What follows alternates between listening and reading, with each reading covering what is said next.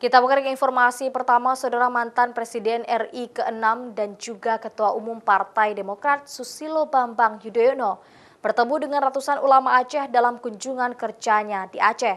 Dalam pertemuan tersebut, SBY meminta ulama untuk menjaga dan merawat perdamaian Aceh.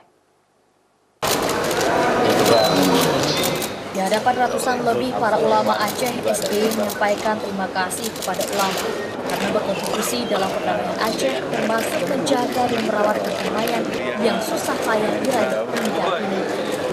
Menurut SBY, dengan menjaga, merawat, dan memperkuat perdamaian akan terciptanya pembangunan, pertumbuhan ekonomi, dan kesejahteraan masyarakat Aceh yang lebih baik. Dalam kunjungan kerja ke Aceh, SBY juga meminta para ulama untuk membimbing para elit politik di Indonesia, khususnya di Aceh, untuk senantiasa menjaga kerukunan dan persatuan bangsa, serta mencegah terjadinya konflik-konflik horizontal. Mantan Presiden RI ke-6 tersebut juga meminta ulama untuk mengingatkan kepada pemerintah agar berlaku adil serta mesejahterakan rakyatnya.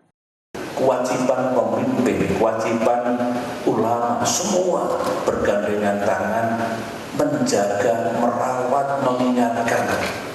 Kalau ada apa-apa tolong selesaikan secara baik, secara bijak, secara damai.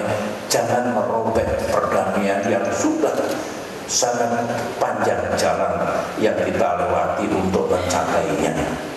Sementara itu, kepada kader Partai Demokrat termasuk yang berada di legislatif dari DPRK, DPR Aceh hingga DPR RI, SBY meminta agar kadernya wajib berkontribusi memperkuat perdamaian dan berkontribusi aktif untuk meningkatkan kesejahteraan rakyat dan tidak banyak berjanji, tapi banyak bekerja.